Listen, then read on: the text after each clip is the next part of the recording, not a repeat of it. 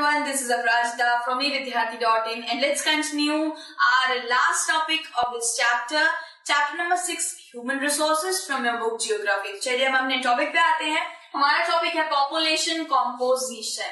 ठीक है, सबसे पहले एक शॉर्ट रिव्यू देना चाहूंगी पॉपुलेशन कॉम्पोजिशन का मतलब क्या होता है।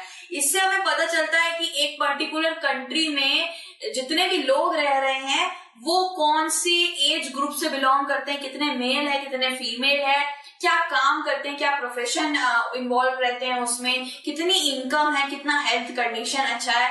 ये सारी की सारी चीजें हमें पॉपुलेशन कॉम्पोजिशन से पता चलती है। ठीक है, so population composition help us to understand how many female male are there, which group they belong, how educated they were, what work they do, health condition, etc. मैंने आपको भी यही बताया कि इससे पता चलता है कि एक पर्टिकुलर कंट्री के अंदर लोगों की हेल्थ कंडीशन कैसी है, कौन सी एज ग्रुप से है, कौन क्या काम करते हैं और कितने ज्यादा एजुकेटेड है, ये सब हमें पता चलता है। ठीक है, उसके बाद बात आती है जापान और बांग्लादेश की बात आती है। जापान भी बहुत ज्यादा डेंसली पॉपुलेटेड जगह है क्योंकि बहुत ज्यादा एम्प्लॉयमेंट है वहां पे, डेवलप्ड एरिया है, और बांग्लादेश भी उतना ही डेंसली पॉपुलेटेड एरिया है।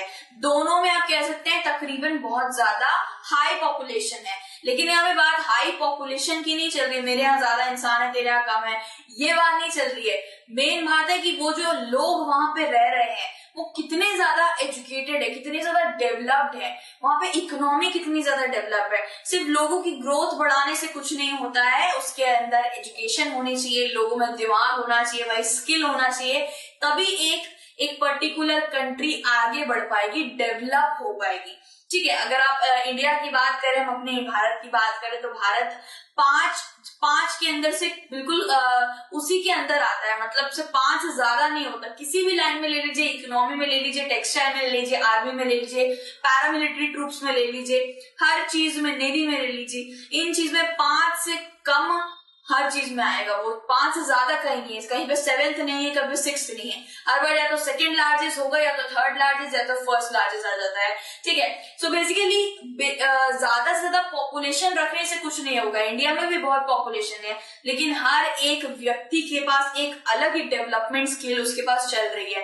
ठीक है, कोई कुछ चीजों में अपने रंग बुन रहा है तो कोई कुछ चीजों में अपना दिमाग लगा रहा है। सो बेसिकली डेवलपमेंट और इकोनॉमिक डेवलपमेंट जरूरी होता है हर एक कंट्री के अंदर। तो यहाँ जापान और बांग्लादेश की बात ले रहे हैं, दोनों ही डेंसली पॉपुलेटेड है, लेकिन जापान बांग्लादेश से कहीं ज्यादा उन्नति कर रहा है, कहीं ज्यादा डेवलप्ड है।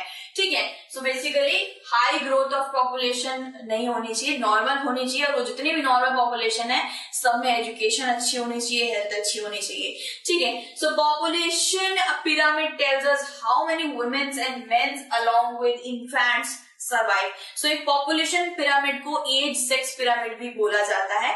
ठीक है, सो इससे हमें पता चलता है कि कितने फीमेल और मेल एक पर्टिकुलर कंट्री में है और कितने ज्यादा इन्फेंट यानी कितने ज्यादा बच्चे बर्थ रेट में मर जा रहे हैं, कितने ज्यादा डेथ रेट में, कितने ज्यादा कौन सी एज में मर रहे हैं, कितने ज्यादा कौन सी एज में पैदा हो रहे हैं। तो चलिए हम पहले करते हैं इंडिया का, कर लेते हैं। इंडिया का नहीं, पहले हम करेंगे जापान का, क्योंकि इंडिया का हमारा आई थिंक वे परफेक्ट है।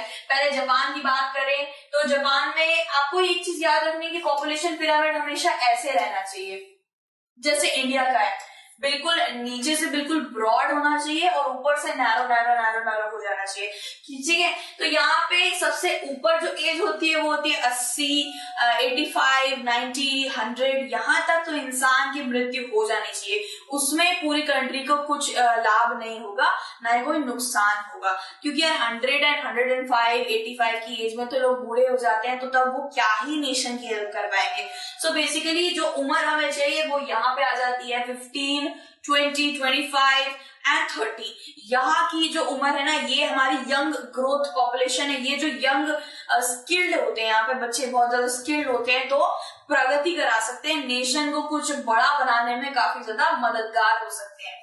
तो सबसे पहले जापान की बात करते हैं। जापान में यहाँ पे देखिए यहाँ पे मेल आ जाता है, यहाँ पे फीमेल आ जाता है, और यहाँ पे नीचे लिखा हुआ है इनका परसेंटेज लिखा हुआ है, ठीक है। और यहाँ पे इनकी उम्र लिखी हुई है 4 साल, 5 से 9, 10 से 14, 15 से 19, 30 से 24, और फिर यहाँ पे 75, 79, 80, 84, 80 प्लस, 85 प्लस, ऐसे करके दे रखा है। सो बेसिकली यहाँ पे देखा जाए तो यहाँ तो बचपन में ही बच्चे मर जा रहे हैं, यहाँ पे बचपन में ही बच्चों की मृत्यु हो जा रही है। आप देखिए यहाँ पे एज 0 to 4 की एज में ही बच्चों की इतनी सी, बस इतना सा ग्रोथ हो रहा है, ठीक है। सबसे ज्यादा ग्रोथ 30 और 24 तक जा रहा है। उसके बाद यहाँ पे आप देख सकते हैं जाते जाते कहीं पे घट रहा है, कहीं पे कम, कहीं पे ज्यादा बढ़ जा रहा है। बेसिकली यहाँ पे नैरो नहीं होना चाहिए था। सबसे ज्यादा बच्चे यहाँ सबसे ज्यादा पैदा होने चाहिए थे, देन वो आगे जाके अगर उनकी डेथ होती तो चलता। हमें सबसे ज्यादा जो एज चाहिए होती है वो बचपन से लेकर 30 साल की एज चाहिए होती है, क्योंकि वहीं पे सबसे ज्यादा यंग पॉपुलेशन नेशन को आगे बढ़ाने की हेल्प कर सकती है। तो यहाँ पे आप देख सकते हैं यहाँ पे 60 to 69 में इतना रह रहा है, और 50 to 54 में इतने लोग हैं। 2% यहाँ पे आप देख सकते हैं, 4% ले लीजिए, 4% लोग ही बच्चे यहाँ पे बच रहे हैं, बाकी कहाँ पे है?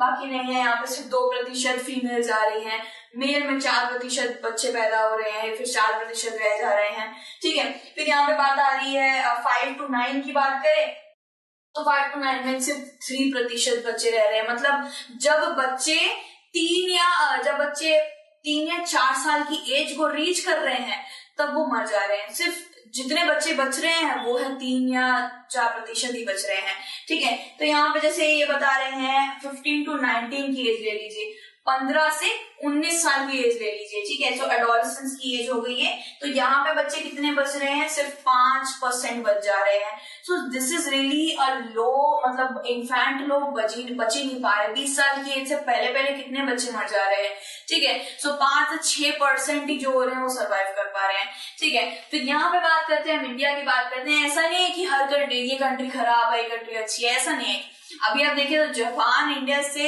बहुत जल्दी धीरे धीरे करके उसकी डेवलपमेंट बहुत हो रही है, इकोनॉमिकली बहुत बढ़िया है जापान। ऐसे देखा जाए तो बस यहाँ पे थोड़ा ध्यान देने की बात है। यही भी बात करें इंडिया की, इंडिया और जापान इट्स लाइक दूर, it's like papdi chaat and golgappa. तो वैसे देखा जाए तो जापान में काफी ज्यादा जो पॉपुलेशन है वो काफी कम है, और इंडिया में काफी ज्यादा मात्रा में पॉपुलेशन है। तो ऑब्वियसली यहाँ पे पॉपुलेशन ग्रोथ भी अच्छी रहेगी, सब कुछ अच्छा रहेगा। सो बेसिकली यहाँ पे बात करें तो यहाँ पे ग्रोथ लड़कियों की भी बहुत अच्छी है, लड़कों की भी बहुत अच्छी है, ठीक है। यहाँ पे बच्चे बचपन में नहीं मर रहे हैं, ठीक है। फिर यहाँ पे बात करें 5 से 9 साल की एज में भी वो जिंदा है। तो बेसिकली मरने की एज उनकी यहाँ पे 55 से 54 की एज से स्टार्ट हो रही है। 50 to 54 की एज से उनकी डेथ स्टार्ट हो रही है। देन वो करते करते 75 की एज से उनकी डेथ स्टार्ट हो गई है। तो बेसिकली यार 50 to 54 की एज में ऑब्वियसली वो नेशन के लिए इतना कौन ही कर पाता है, तब एक तरीके का बुढ़ापा ही आ जाता है। बेसिकली हमें यहाँ पे जो चाहिए वो है 20 से 24 साल की एज, 24 से 30 साल, 35 साल की एज में नेशन को वो बिल्ड करने में हेल्प करेंगे बच्चे। तो यहाँ पर उनकी डेथ नहीं हो रही है। बचपन में डेथ होना बहुत खराब बात है। बचपन में ही अगर वो मर जाएंगे तो आगे जाके बढ़ेंगे, ठीक है। सो बेसिकली इंडिया का यहाँ पे देखें तो ये है पॉपुलेशन पिरामिड, कितने मेल्स है कितने फीमेल्स हैं, आप यहीं से पता लगा सकते हैं। उसके बाद बात आ जाती है हमारी जापान की। मैंने जैसे आपको बोला लो बर्थ रेट है जापान में, हमने जैसे पिरामिड में देखा काफी ज्यादा लो बर्थ रेट है, बच्चे बचपन में ही मर जा रहे हैं और नेशन की बिल्डिंग में हेल्प ही नहीं कर पा रहे हैं, ठीक है। Makes the pyramid narrow from the base से ही नैरो हो गया है, वो बेस से नैरो नहीं होना चाहिए, ठीक है। फिर आता है skilled and young people are the backbone of any country, any nation, and India is lucky to have such a supportive resource, ठीक है। इंडिया को भाई लकी है, इंडिया बहुत गर्व करता है कि इतने ज्यादा पॉपुलेशन वहां पे है और डेवलप्ड पॉपुलेशन है। सिर्फ पॉपुलेशन बढ़ाने से कुछ नहीं होता है, फिर उसको एजुकेशन भी देनी चाहिए, उसे डेवलप भी करना चाहिए, वो हेल्दी भी रहना चाहिए, ठीक है। So India is lucky to have that.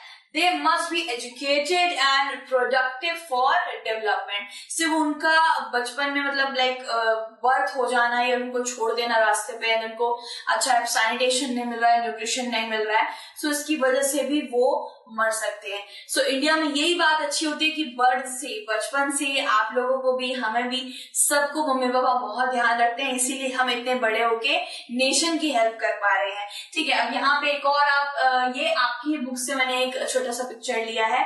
अब हर एक कंट्री में हर एक इंसान होना चाहिए हर एक काम के लिए। ठीक है, आपकी दादी माँ है, वो उनको स्टोरी सुनाएगी, अगर दादी माँ नहीं रही तो स्टोरी कौन सुनाएगा। ठीक है, सो बेसिकली एक सिंगर भी होना चाहिए, सिंगर नहीं होगा तो भाई सिंगिंग में इंडिया कैसे आगे जाएगा। भाई हमारा सबसे ज्यादा रिच ट्रेडिशन सिंगिंग में ही आता है। उसके बाद I am researching for medicine and cancer, cure to cancer.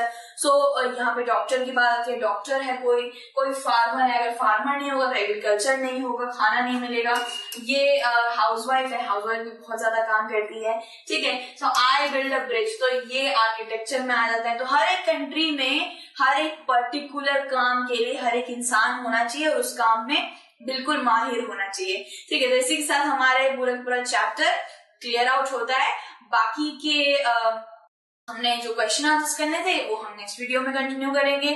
Till then हमें आपको ये बताना है कि अगर आपको किसी भी तरीके की स्टडी रिलेटेड हेल्प चाहिए तो आप evidyarthi.in की वेबसाइट पे जाइए। हिंदी मीडियम, इंग्लिश मीडियम दोनों में आपको सारी चीजें अवेलेबल मिलेगी। E book, MCQ, question paper, everything is free there and go check it out. And हम आपसे मिलने वाले अनदर रिफ्रेशिंग चैप्टर के साथ। Till then take care, bye bye.